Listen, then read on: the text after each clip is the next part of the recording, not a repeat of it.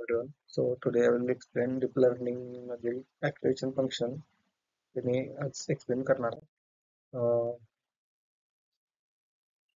Activation function हे neural नेटवर्कचे महत्त्वाचे घटक आहे. ते नेटवर्क मध्ये नॉन लिनिअरिटी आणतात, ज्यामुळे मॉडेलला गुंतागुंतीच्या डेटा पॅटर्न समजता येतात. जर ऍक्टिव्हेशन फंक्शन वापरले नाही तर नेटवर्क फक्त रेखीय लिनियर करण्यासारखे काम करेल आणि समस्या सोडवू शकणार नाही. एक्झाम्पल चित्र ओळखणे, इमेज रिकग्निशन करता ऍक्टिव्हेशन फंक्शन मॉडेल किनारे लाईक एजेस, आकृती लाईक शेप्स अँड रंग लाईक कलर्स ओळखायला मदत करते. संकल्पना ऍक्टिव्हेशन फंक्शन म्हणजे न्यूरॉन सक्रिय ऍक्टिव्ह करायची की नाही हे ठरणारे गणित फंक्शन. हे इनपुटच्या भारिय योग्य वेटेड सम घेऊन त्यावर नॉन लिनियर रूपांतर करते.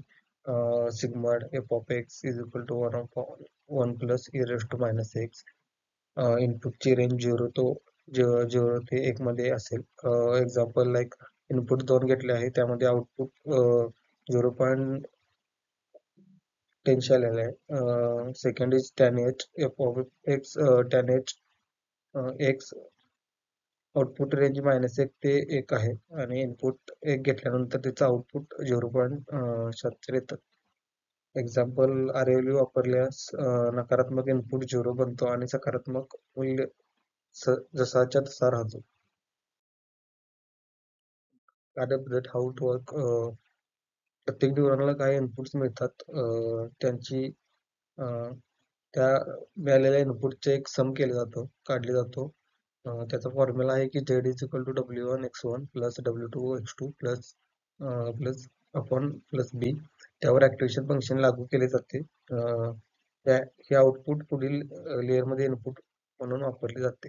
एक्झाम्पल जर W 0.5 आणि 0.3 x 2 and 1 आणि B 0.1 असेल तर Z is equal to 0.5 into 2 plus 0.3 into 1 plus 0.1 is equal to 1.4.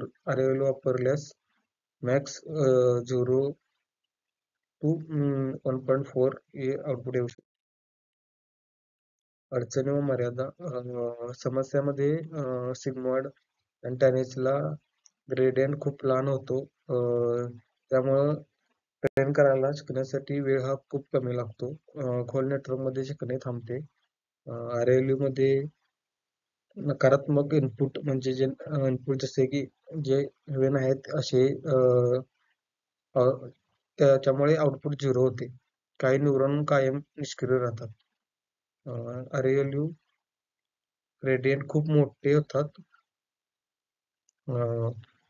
प्रशिक्षण अस्थिर होते. एक्झाम्पल RLU, ELU आणि स्विच सारखे आधुनिक फंक्शन वापरल्यास या समस्या कमी होतात. ऍक्टिव्हेशन फंक्शन न्यूरल नेटवर्क गैर-रेखीयता मिळते आणि त्यामुळे जे डिजिटल पॅटर्न शिकू शकतात. RLU वापरलेल्या लेयर्ससाठी सर्वाधिक वापरले जाते. सिग्मॉइड आणि टॅनेज छोटे नेटवर्क किंवा संभाव्यता प्रोबॅबिलिटी मोजण्यासाठी वापरले जाते. सॉफ्टमॅक्स मल्टीक्लास वर्गीकरणासाठी, उदाहरणार्थ अंक ओळखणे यासाठी वापरले जाते.